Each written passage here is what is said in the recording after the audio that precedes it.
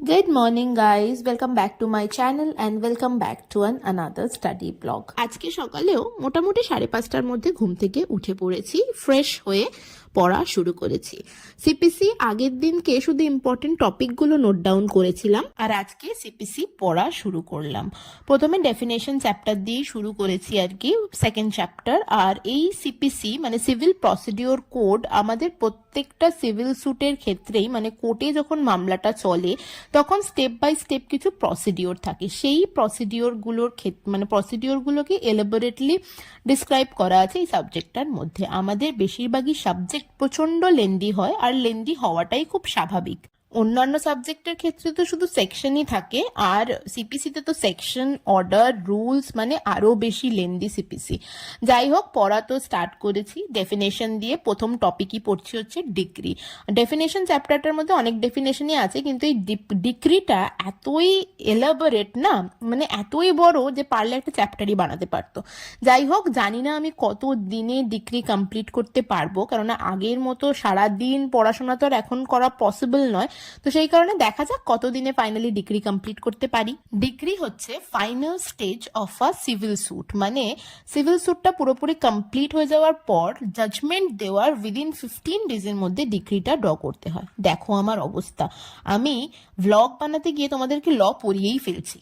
আর আমার পড়ার ধরনটা কেমন বলো তো, আমি না সবসময় যখন পড়া মুখস্থ করি তখন ওরকম পাইচারি করতে করতেই পড়া মুখস্থ করি, মানে হেঁটে হেঁটে না পড়াশোনা করলে আমার ঠিক পড়াটা মুখস্থ হয় না। আর মুখস্থ হওয়ার পর সেটাকে ভালো করে মেমোরাইজ করে না লেখা পর্যন্ত আমার যেন মনে হয় পড়াটা ঠিক করে হয়ইনি। তাই আমি সমস্ত সাবজেক্টে যখনই পড়ি, পড়ার পর সেটাকে ভালো করে পড়ে মুখস্থ করে তারপরে সেটাকে লিখি। আর এই যে সকালবেলা মা দিয়ে গেল 1 কাপ কফি। মাদের কিন্তু এই সমস্ত ব্যাপারে কখনোই ভুল হয় না, যতই বড় হয়ে যায় না কেন মায়েদের অভ্যাস কিন্তু কখনোই পাল্টায় না। ঠিক সময় মতো আমাকে কফিটা দিয়ে গেছে, আর আমি এখানে লিখতে লিখতে বারবারই পিছন ঘুরে ঘুরে দেখছিলাম যে মেয়েটা আমার উঠে পড়লো না তো, কেননা এর মধ্যেও 2-3 বার ওঠা হয়ে গেছে, মানে ফাইনালি ঘুম থেকে ওঠেনি কিন্তু প্যাঁ প্যাঁ করে 2-3 বার উঠেছে। কেননা আমি বুটুর পাশ থেকে উঠে গেলে না ও মাঝে মাঝে নড়াচড়া করতেই থাকে এরকম। ওকে গিয়ে ঘুম পাড়িয়ে দিয়ে আবার এসে বসেছি। দেখো বুটুর ঘুমই ভাঙছে না, সকালবেলা 10টা বেজে গেছে তাও ঘুম থেকে উঠছে না। বসবো তো তুমি ওঠো এবার, গুড মর্নিং বলো। না, পেটু কেন দেখাবি? ঠান্ডার মধ্যে কেউ পেটে দেখায়? তাড়াতাড়ি সোয়েটার পর, দাদু সোয়েটার নিয়ে বসে আছে, সোয়েটার পর তাড়াতাড়ি। গুড মর্নিং বলো। Good morning. Good morning. তো ঘুম তো ভাঙছে না, 10টা বেজে গেছে, তাড়াতাড়ি সোয়েটার পরে নাও। পরিয়ে দাও বাবা, সোয়েটারটা পরিয়ে দাও ওকে। আমি তো সোয়েটার পরেই আছি, দাদুকে দেখ সোয়েটার পরে মাফলার জড়িয়ে রয়েছে দাদু। তুই সোয়েটার পর তাড়াতাড়ি।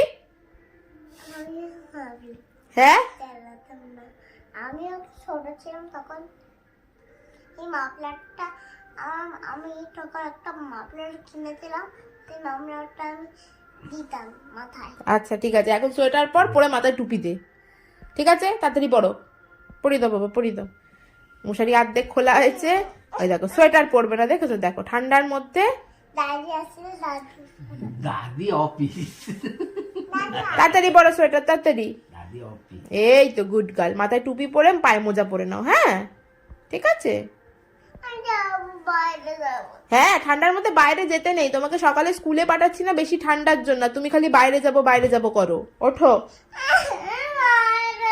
এই শুরু হলো প্যাঁ প্যাঁ করা।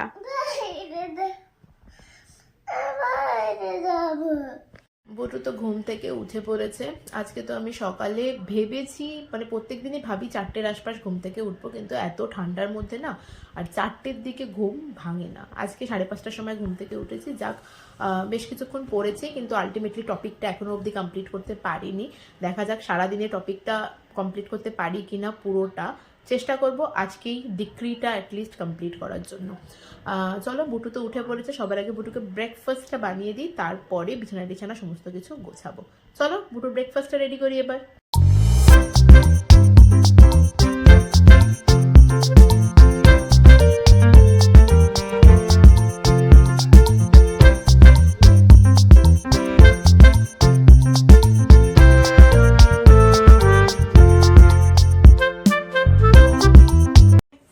পাটাপাট খেয়ে নাও। আমি কি খেলাম আবার? একটুখানি বেঁচে ছিল, সেটা আমি খেয়েছি। হ্যাঁ নাও তোমার ব্রেড। দেখ ঘর বানিয়ে দিয়েছি, দেখ দেখেছিস ঘর, কোথায় ঘর?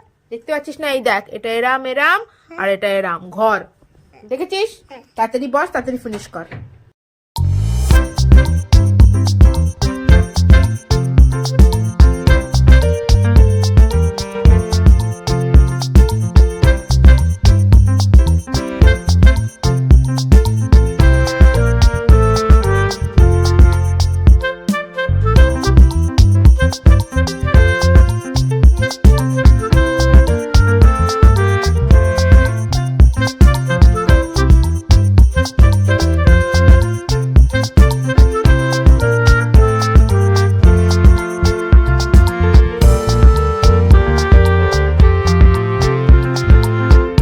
জায়গাটা এখনো এরকমই পড়ে আছে, আমি কিচ্ছু গোছাইনি।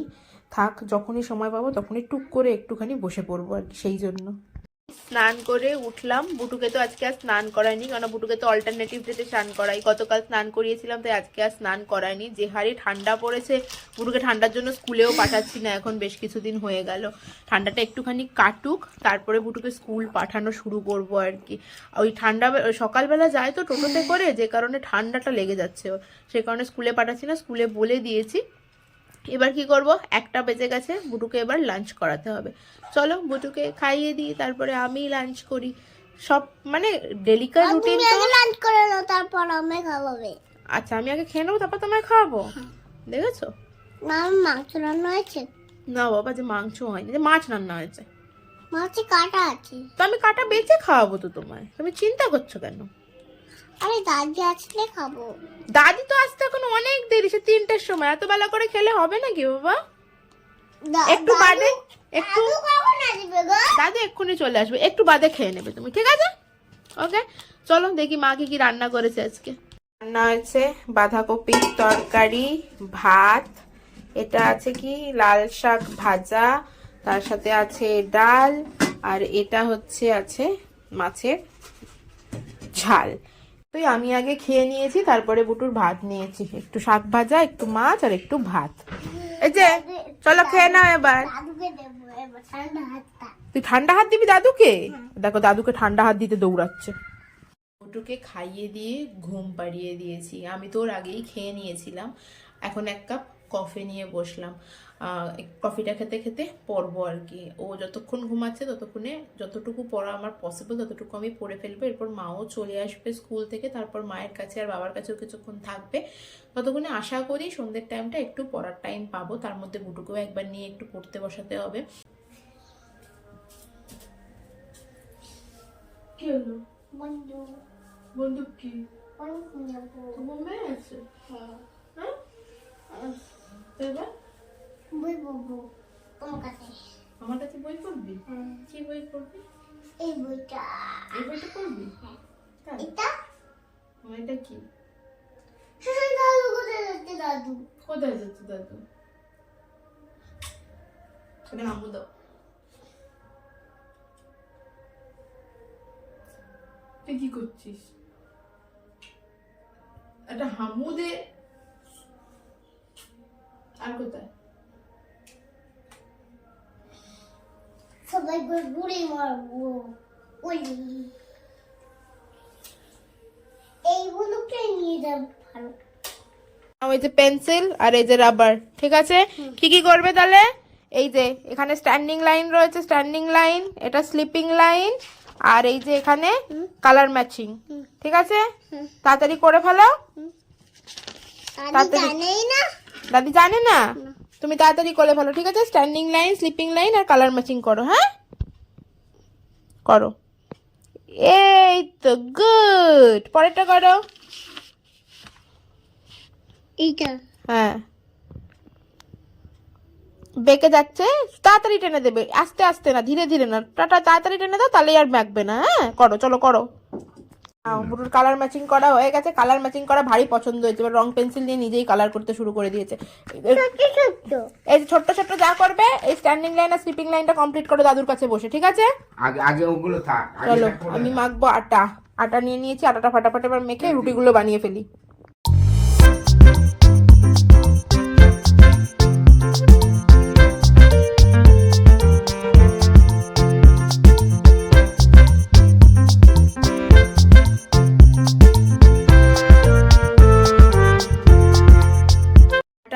এখানে ডান, মানে লিচি বানানো হয়ে গেছে। তাওয়া বসিয়ে দিয়েছি, তাওয়াটা গরম হোক, আমি আস্তে আস্তে রুটি বেলে রুটিগুলো সেকা শুরু করি। আমার বিয়ে হয়েছে 5 বছর হয়ে গেল।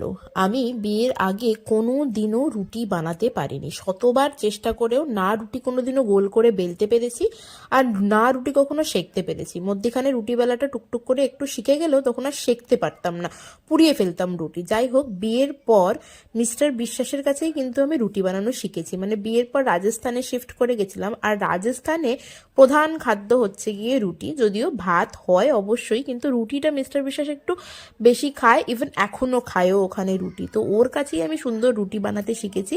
এখন রুটি বেশ সুন্দর গোলও হয়, আর সেঁকতেও পারি মোটামুটি ভালো। সব রুটি না ফুললেও মোটামুটি ফোলে, আর ঠিকঠাক সেকাই হয় আর কি। মানে এখন রুটিটা বানাতে শিখেই গেছি আমি এক প্রকার।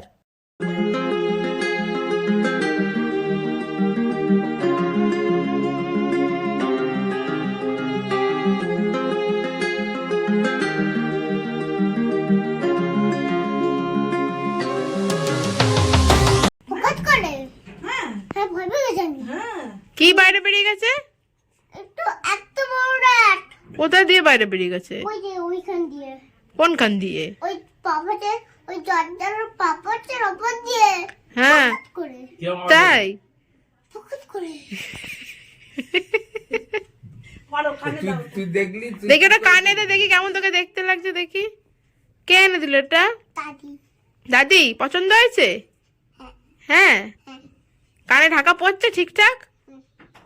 তোরাম করে কি দেখছিস? আর চোখে চোখে কি দেখছিস? পড়ো তুমি? না, তুমি পড়ো। এটা বাচ্চাদের, বাচ্চাদের? এটা বড়দের। এটা বাচ্চাদের। তুমি বাচ্চা না, তুমি বড়? বলো, তুই বড়, তাহলে তো তুই পড়তে পারবি না তো এটা। এটা পড়তে পারবো আমি। পারবি? পড়ো তাহলে। ছোটদের। ছোটদেরই? তাহলে বাচ্চা। তাহলে তুই ছোট ছোট বাচ্চা তুই তাহলে, তাই তো? তুমি আস্তে আস্তে এবার বড় হয়ে যাবো। আস্তে আস্তে বড় হয়ে যাবি, তাই নাকি? আর মুখ ক্ষত আছে। তাই? ডিনার করছি আজকে খিচুড়ি দিয়ে। খিচুড়ি, আলু রয়েছে তার সাথে, খিচুড়ির মধ্যেই আলু আর একটা মিষ্টি। অ্যাকচুয়ালি মা বেরিয়েছিল একটুখানি, তো কোনো একটা জায়গা থেকে ভোগ নিয়ে এসছে, তাই ভাবলাম চলো একটু খিচুড়ি খেয়ে নিই, ডিনারটা সেরে নিই, তারপরে বুটুকে খাওয়াবো। করেছে যে আমরা মা মেয়ে ঠান্ডায় জমে যাচ্ছি, তাই না বুটু? আর ওকে দেখো খালি হেসেই চলেছে, দেখেছো? যাই হোক, আমাদের ডিনার কমপ্লিট হয়ে গেছে, বুটুকেও ডিনার করিয়ে দিয়েছি। আজকের ব্লগটা তাহলে এখানেই শেষ করছি।